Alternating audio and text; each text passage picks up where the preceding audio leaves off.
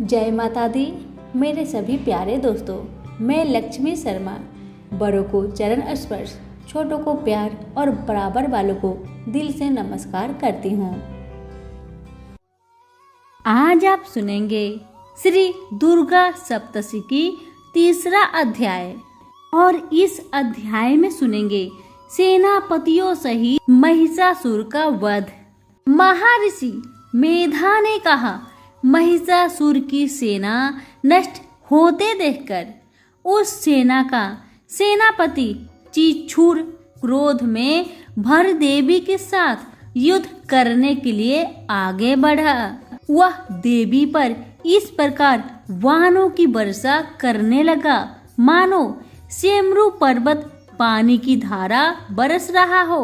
इस प्रकार देवी ने अपने बाणों से उसके बाणों को काट डाला तथा उसके घोड़ों व सारथी को मार दिया।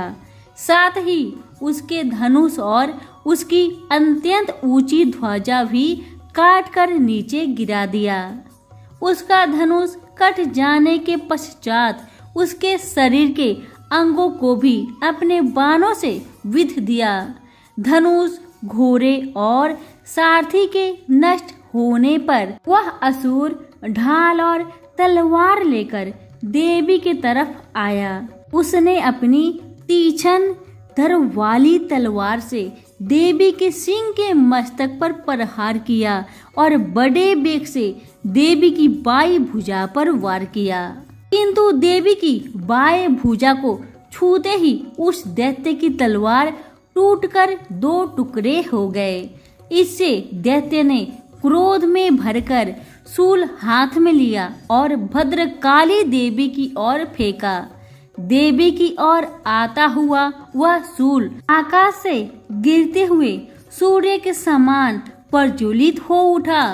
शूल को अपनी ओर आते हुए देखकर देवी ने भी शूल छोड़ा और महाअसुर के शूल के 100 टुकड़े कर दिए और साथ ही महाअसुर के प्राण भी हर लिए। चिछूर के मरने पर देवताओं को दुख होने वाला चामर नामक दैत्य हाथी पर सवार होकर देवी से लड़ने के लिए आया और उसने आने के साथ ही शक्ति से प्रहार किया, किंतु देवी ने अपने हुक्कार से ही उसे तोड़कर पृथ्वी पर डाल दिया। शक्ति को टूटा हुआ देखकर दैत्य ने क्रोध से लाल होकर शूल को चलाया, किंतु देवी ने उसको भी काट दिया। इतने में देवी का सिंह उछलकर हाथी के मस्तक पर सवार हो गया और दैत्य के साथ बहुत ही तीव्र युद्ध करने लगा। और फिर वह दोनों लड़ते हुए हाथी पर से पृथ्वी पर आ गिरे और दोनों बड़े क्रोध से लड़ने लगे। फिर सिंह बड़े जोर से आकाश की ओर उछला और जब पृथ्वी की ओर आया तो अपने पंजे से चामर का सिर धड़ से अलग कर दिया। क्रोध में भरी हुई देवी ने शिला और वृक्ष आदि की चोटों से उदग्र को भी मार दिया। कराल को दांतों से, मुक्कों और थप्पड़ों से चूर्ण कर डाला। क्रुद्ध हुई देवी ने गदहा के प्रहार से उद्धत दैत्य को मार गिरा दिया। भिंदी पाल से वास्कल को बाणों से, ताम्र तथा अंधक को मौत के घात उतार दिया। तीनों नेत्र वाली परमेश्वरी ने त्रिशूल से उग्राशय, उग्रवीर्य और महामनु नामक राक्षसों को मार गिराया। उसने अपनी तलवार से बिडाल नामक दैत्य का सिर काट डाला तथा अपने बाणों से दुर्धर दुर्मुख दोनों राक्षसों को यमलोक पहुंचा दिया। इस प्रकार जब महिषासुर ने देखा कि देवी ने मेरी सेना को नष्ट कर दिया है, तो वह भय से का रूप धारण कर देवी के गणों को दुख देने लगा। उन गणों में कितनों को उसने मुख के प्रहार से, कितनों को खुरों से, कितनों को पूंछ से, कितनों को सिंघों से बहुतों को दौड़ने के वेग से, अनेकों को सिंहनाद से, कितनों को चक्कर देकर, कितनों को निश्वास वायु के झोंके से पृथ्वी पर गिरा दिया। इस प्रकार वह दैत्य गणों की सेना को गिरा देवी के सिंह को मारने के लिए दौड़ा। इस पर देवी को बड़ा गुस्सा आया। उधर दैत्य भी क्रोध में भरकर धरती को खूरों से खोदने लगा तथा सिंहों से पर्वतों को उखाड़ उखाड़ कर धरती पर फेंकने लगा और मुख से शब्द करने लगा। महिषासुर के वेग से चक्कर देने के कारण पृथ्वी क्षुब्ध होकर फटने लगी। उसकी पूंछ से टकराकर समुद्र चारों ओर फैल गया। हिलते हुए सिंहों के आघात से मेघ खंड खंड हो गए और श्वास से आकाश में उड़ते हुए पर्वत गिरने लगे। इस तरह क्रोध में भरे हुए राक्षस को देख चंडिका को भी क्रोध आ गया और वह उसको मारने के लिए क्रोध से भर गई। देवी ने पास फेंककर दैत्य को बांध लिया। उसने बंध जाने पर दैत्य का रूप त्याग दिया और सिंह का रूप बना लिया और जैसे ही देवी उसका सिर काटने के लिए तैयार हुई, उसने पुरुष का रूप बना लिया जो कि हाथ में तलवार लिए था। देवी ने तुरंत ही अपने बाणों के साथ उस पुरुष को ही उसकी तलवार ढाल सहित बींध डाला। इसके पश्चात वह हाथी के रूप में दिखाई देने लगा और अपनी लंबी सूंड से देवी के सिंह को खींचने लगा और गरजने लगा। देवी ने तलवार से उसकी सूंड काट डाली। तब राक्षस ने एक बार फिर भैंसे का रूप धारण कर लिया और पहले की तरह चर अचर जीवों सहित समस्त त्रिलोकी को व्याकुल करने लगा। इसके पश्चात क्रोध में भरी हुई देवी बारंबार उत्तम मधु का पान करने लगी और लाल लाल नेत्र करके हंसने लगी। उधर बलबीर्य तथा मद से क्रुद्ध हुआ दैत्य भी गरजने लगा। अपने सींगों से देवी पर पर्वतों को फेंकने लगा। देवी अपने बाणों से उसके फेंके हुए पर्वतों को चूर्ण करती हुई बोली, ओ मूर्ख, जब तक मैं मधुपान कर रही हूँ तब तक तू गरज ले और इसके पश्चात मेरे हाथों तेरी मृत्यु हो जाने पर देवता गरजेंगे। महर्षि मेधा ने कहा। यूं कहकर देवी उछलकर उस दैत्य पर चढ़ी और उसको अपने पैर से दबाकर शूल से उसके गले पर आघात किया। देवी के पैर से दबने पर भी दैत्य ने अपने दूसरे रूप से अपने मुख से बाहर होने लगा। अभी वह आधा ही बाहर निकला था कि देवी ने अपने प्रभाव से उसे रोक दिया।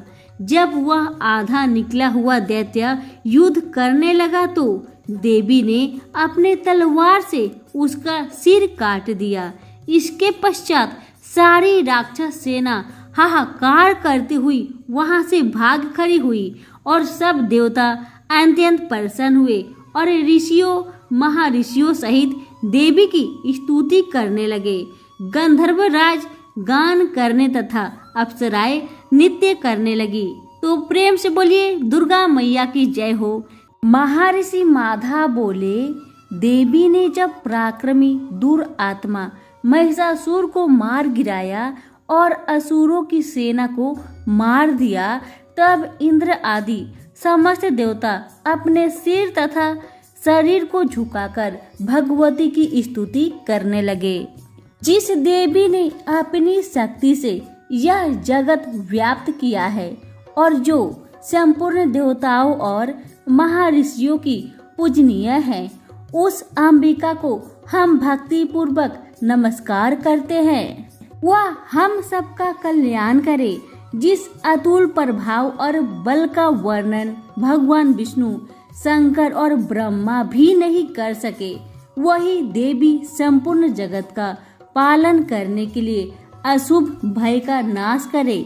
पुण्य आत्माओं के घरों में तुम स्वयं लक्ष्मी रूप में हो और पापियों के घरों में तुम अलक्ष्मी रूप में हो और सतकुल में उत्पन्न होने वालों के लिए लज्जा रूप में उनके घर में निवास करती हो।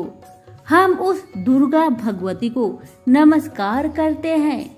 हे देवी, इस विश्व का पालन करो। हे देवी, हम तुम्हारे अचिंत्य रूप का किस प्रकार वर्णन करें। असुरों का नाश करने वाले भारी पराक्रम तथा समस्त देवताओं और दैत्यों के विषय में जो तुम्हारे पवित्र चरित्र हैं, उनको हम किस प्रकार वर्णन करें। देवी, गुणामिका होने पर भी तुम संपूर्ण जगत की उत्पत्ति का कारण हो। हे देवी, भगवान विष्णु, शंकर आदि देवता किसी ने तुम्हारा पार न पाया। तुम सबकी आश्रय रूप में हो। यह संपूर्ण जगत तुम्हारे ही अंश रूप में है, क्योंकि तुम सबकी अधिभूत प्रकृति हो। हे देवी, तुम्हारे जिस नाम के उच्चारण से संपूर्ण यज्ञों में सब देवता तृप्ति लाभ करते हैं, वह स्वाहा तुम ही तो हो। इसके अतिरिक्त तुम पितरों की तृप्ति का कारण हो, इसलिए देव आपको स्वधा कहते हैं। हे देवी, वह विद्या जो मोक्ष को देने वाली है, जो अचिंत्य महाज्ञान स्वरूपा है, तत्व के सार को बस में करने वाले, संपूर्ण दोषों को दूर करने वाले, मोक्ष की इच्छा वाले मुनिजन जिनका अभ्यास करते हैं, तुम ही हो। तुम वाणी रूप में हो और दोष रहित ऋग यजुर्वेदों की तथा उद्गीत और सुंदर पद पाठ बालों की तथा सामवेद की खजाना रूप हो। तुम भगवती हो। इस विश्व की उत्पत्ति एवं पालन के लिए तुम वरदा के रूप में प्रकट हुई हो और तुम संपूर्ण संसार की पीड़ा हरने वाली हो। हे देवी, जिससे सारे शास्त्रों को जाना जाता है, वह मेधा शक्ति तुम ही हो और दुर्गम भव सागर से पार करने वाली नौका भी तुम ही हो। लक्ष्मी रूप तुम ही हो। विष्णु भगवान के हृदय में निवास करने वाली और भगवान महादेव द्वारा सम्मानित गौरी देवी तुम ही हो।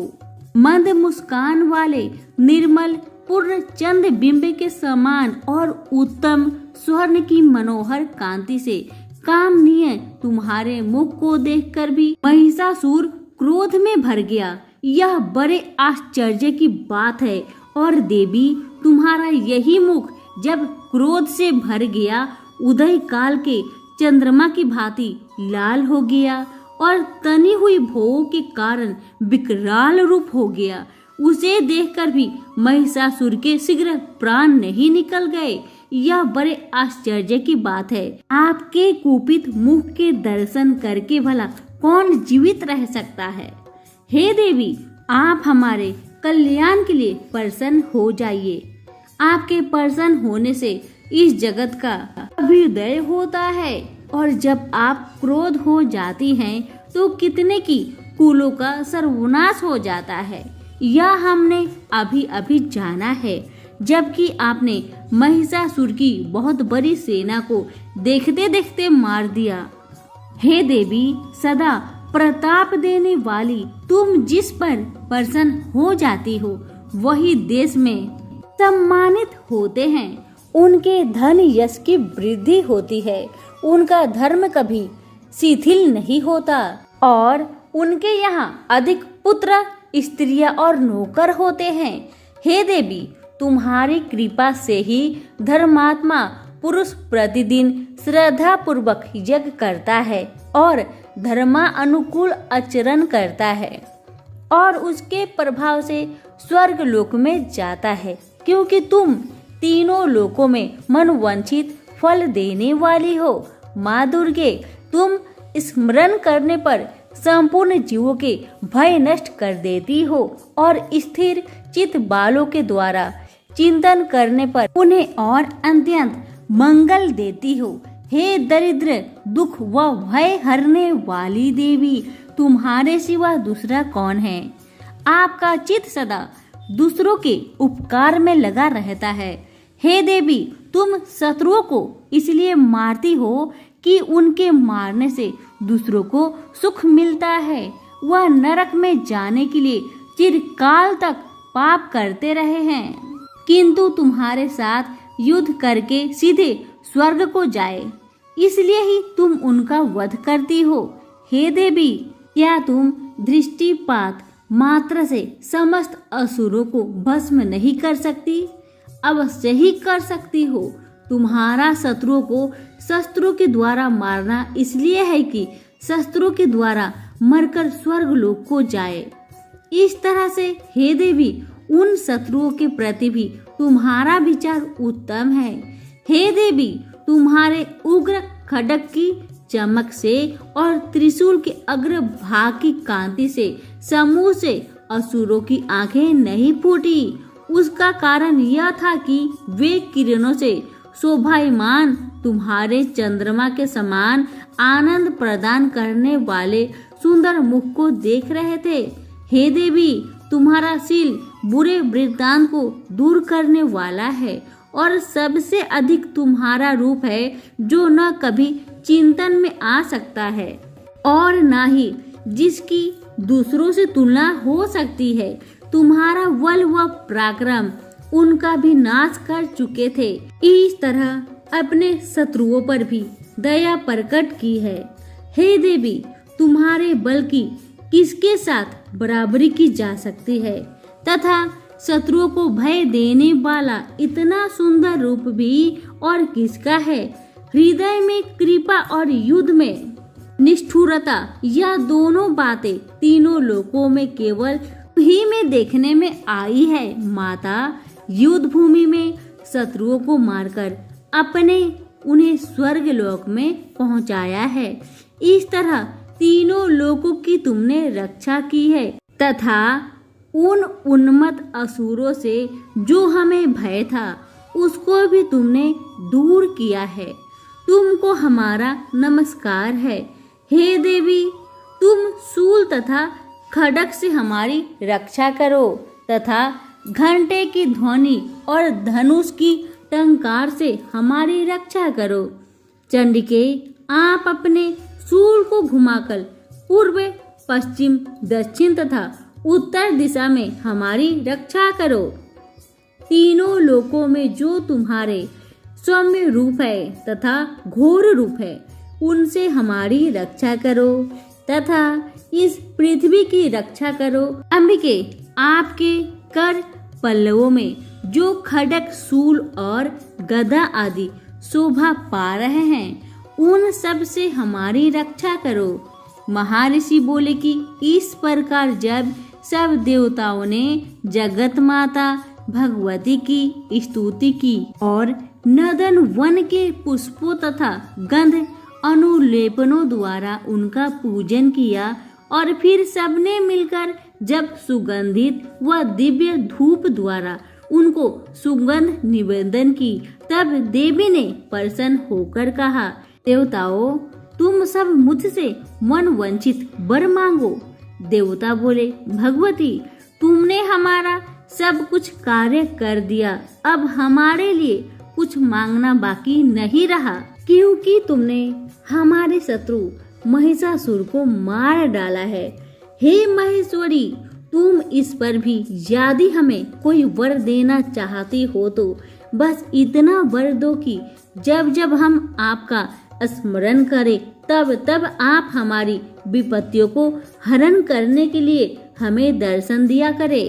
अंबिके, जो कोई भी तुम्हारी स्तुति करे, तुम उनके पित्त, समृद्धि और वैभव देने के साथ ही उनकी धन और स्त्री आदि संपत्ति बढ़ाए और सदा हम पर प्रसन्न रहे। महर्षि बोले, हे राजन, देवताओं ने जब जगत के लिए तथा अपने लिए इस प्रकार प्रश्न किया तो बस तथास्तु कहकर देवी अंतर्ध्यान हो गई। हे भूप, जिस प्रकार तीनों लोकों का हित चाहने वाले वह भगवती देवताओं के शरीर से उत्पन्न हुई थी, वह सारा वृत्तांत मैंने तुमसे कह दिया। और इसके पश्चात दुष्ट असुरों तथा शुभ निशुभ का वध करने और सब लोगों की रक्षा करने के लिए जिस प्रकार गौरी देवी के शरीर से उत्पन्न हुई थी, वह सारा वृत्तांत में यथावत वर्णन करता हूँ। हमारी आज की दुर्गा सप्तशती की चौथा अध्याय समाप्त हुआ। अब अगली वीडियो में सुनेंगे 5वां अध्याय। प्रेम से बोलिए दुर्गा मैया की जय हो। धन्यवाद।